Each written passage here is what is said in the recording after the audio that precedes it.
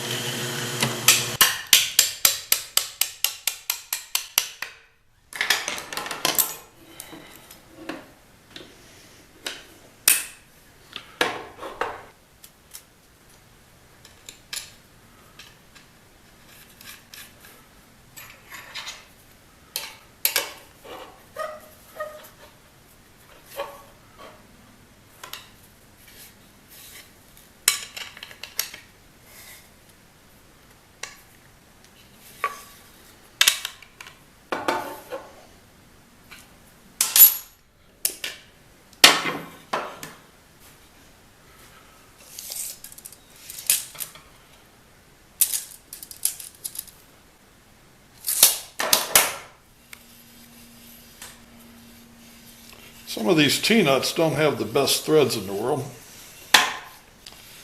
I'm just going to run a tap in and out of there and chase the threads.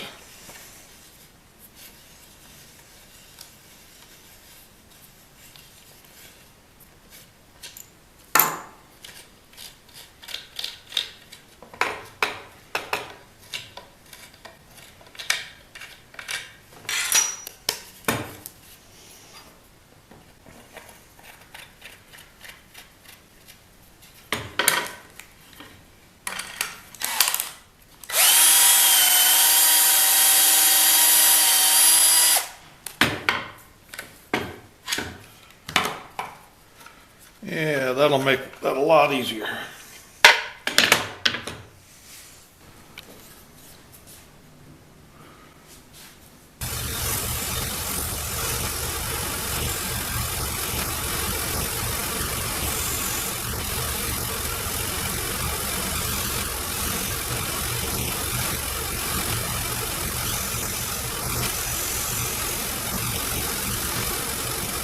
So I'm going to take these pieces, chuck them up in the lathe. I've already determined where the tool needs to be to get the required diameter. I'm just going to do it in one cut.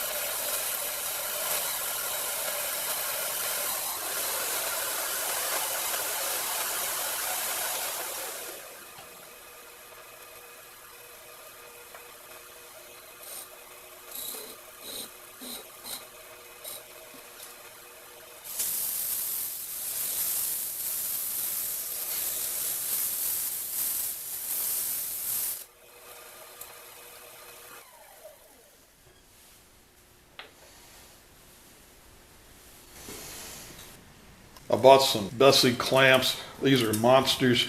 They have a 12-inch throat depth on them. But these weigh 15 pounds a piece. And they're basically a two-man operation to get this right where you want it. This, on the other hand, this gives me 9 inches of depth, and I can easily make another set that are 12 or maybe even 14 inches deep. This will be plenty strong for my application. For these initial clamps, I was limited by the size of a piece of plywood that I had, and these are probably big enough. I'll have about a 4.5 inch height in here, which is plenty. I wanted to make some deep C-clamps. I couldn't see any reason to reinvent something when I had already seen what I liked. Matthias used a box joint. I'm using a bridle joint, which is also a strong glue joint. John Hines uses this tensioning rod. And that's the way ladders used to be made. They'd have one of these underneath each rung on a wood ladder. Very strong. And this 3/4 inch Baltic birch plywood's about as strong as you can get. This is a T-nut. It's been cut down just like everybody else uses. And I put a piece of plywood across the end grain so when I put these screws in here, that plywood wouldn't split.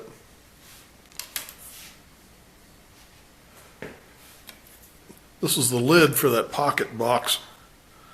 That has to go on there first. I use some high strength thread locker. This is Permatex.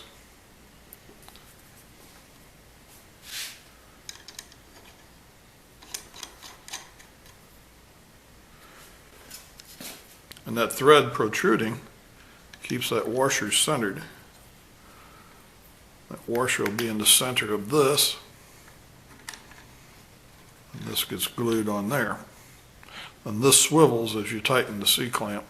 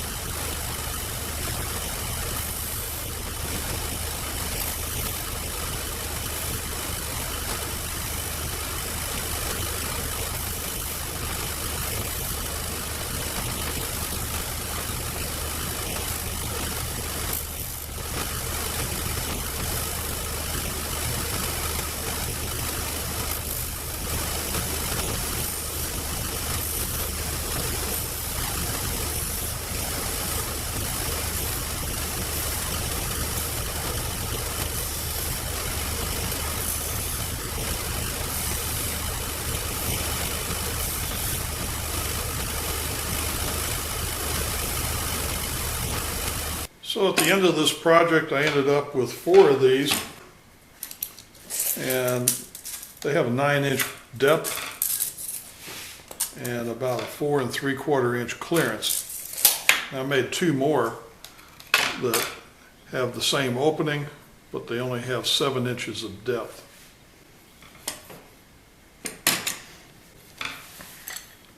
These bottom pads are a 1/2 inch thick. I can pick up another 1/2 inch of clearance by taking that off, and that's just held in place with a drywall screw. And in the end of the handles, I've put a square drive. I can get bored real quick if I have to run this thing in and out by hand, especially if I have a bunch of them. So I just use a cordless drill.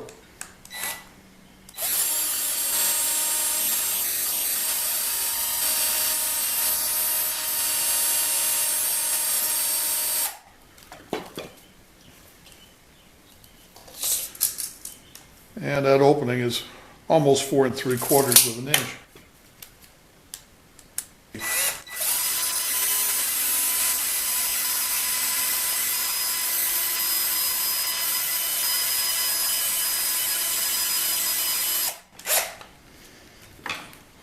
So if you have a bunch of those to do, a bunch of these to open or close, that square drive is very handy.